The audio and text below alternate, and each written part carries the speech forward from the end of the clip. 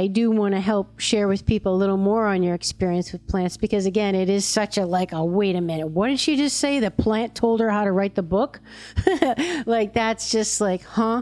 So could you just maybe just share a little snippet of what you mean by that? Like, Monica, how exactly did the plant tell you to write the book? Okay. Like, what is she talking about? Like, can you give us something to grab onto there, tangible? Yeah, there are, as I said, while I was working in the lab and in my science as, the professional scientist doing the science, I was also exploring the plants in my garden and shamanically through ceremonial work of all kinds. And I ended up at one point, going to do some work in, again, even this is, when I went, nobody was going, but now it's so mainstream that it's not funny. I went to Peru working with a curandero there for a while. And I did a process called the dieta, which is a time of, again, isolation and prayer, really. It's like a vision quest.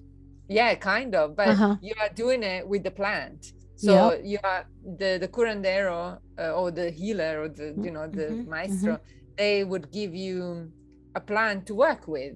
And much of this work, it doesn't have to be even psychedelic, just to make it clear, like this could be a plant as simple as the basil plant or it could be any plant. It's just more like there is a methodology to enter in communion with this other. And through the process, and I didn't know what plant I was going to be working with. The curandero decided for me, and that's what he gave me, and that's what I worked with. And as I was, so you spend days and days and weeks in isolation with these, communing with these plants. And at one point, I remember very clearly, and that's why I mentioned my diary, because I remember keeping my diary during this dieta process. And at one point, I just felt as if I was as if someone was telling me what to write. So I started writing, but I knew it wasn't my ideas. So it's almost like I was listening to someone telling me, and then write this and do this and do that. You were channeling. So I started writing down, and without knowing what I was writing, until after a while I realized, whoa, this is an experiment. Are you kidding me? And you want me to, this is brilliant. How is it that I didn't think of this? Wow. And that experiment included, on my page, on my diary, you have like the diagrams of what I needed to do and how many times. The instructions. That experiment is the Pavlovian pea. Whoa. You got downloaded. That's right. And not only that, but I can tell you that I've wanted to do that experiment, like ask that question for the associative learning before that, and a few years before that. And I kind of tried to design it myself, obviously. And I was using sunflower seedlings, because I thought, maybe I can get them to move one way, the other way, that was how I was thinking. And then I tried it and it wasn't working. So I just kind of abandoned it and started doing something else in the meantime. Then I ended up going to Peru. So I wasn't thinking about this work at all. Then I ended up going to Peru and doing the dieta with this plant. When I got, the instructions for this experiment, at one point the plant, after, all of it is right there. And it's like, and then you can do this, and then you can do that, and then turn it around this way and do it this many times, and blah, blah, blah. Book the lab. God. And exactly.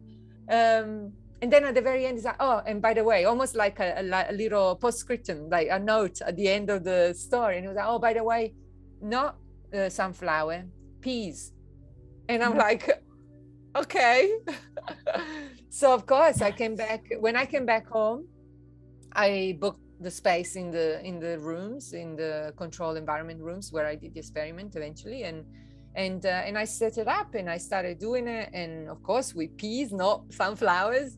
And actually for the first 2 weeks, and this was talking about hard work, as we were talking about before, this was a very extremely demanding experiment. I was basically there most of the day, and the day started, 6 o'clock in the morning, and it wouldn't finish until like 6, 7 o'clock at night. And you had to be there constantly. So,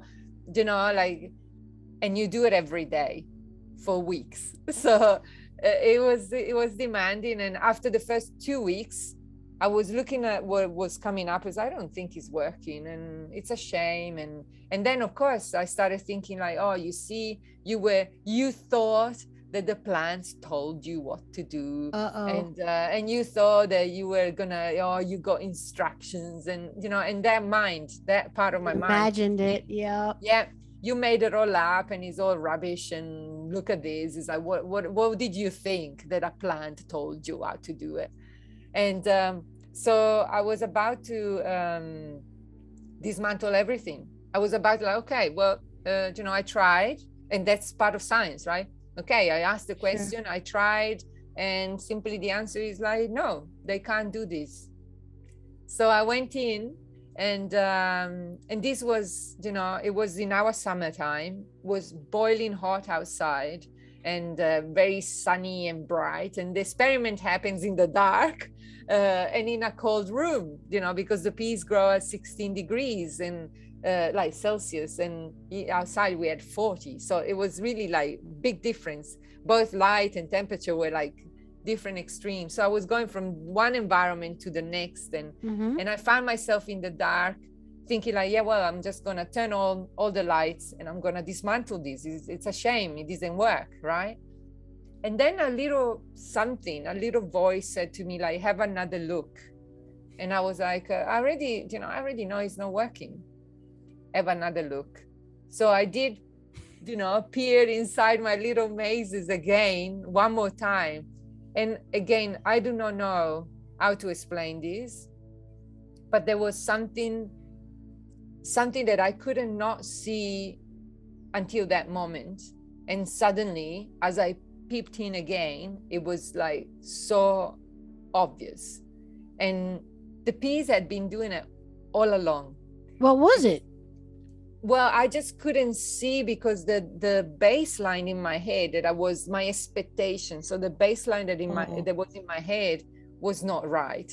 It wasn't what you were expecting, but you weren't seeing what was actually there, which was something, but just not what you thought. So you didn't see it. That's right. So I could not see it. It's amazing. And then suddenly I could see it, and it's like, then once you see it, you cannot not see it. Right. So suddenly it was like, oh my God. And I remember that I was so close. Oh my God. Isn't that life though? Life is like that. I know. It was so close for this to never happen, or happen, who knows, with someone else some other time, because I think ideas like to jump around and go to people. So but that idea was about not to be born at all. And then there it was. And I remember it was a Sunday afternoon. I shared this in the book as well. It was a Sunday, and I went on Sunday on purpose because I thought the uni, campus is quiet, so I can just clean up and open doors without bothering anyone else.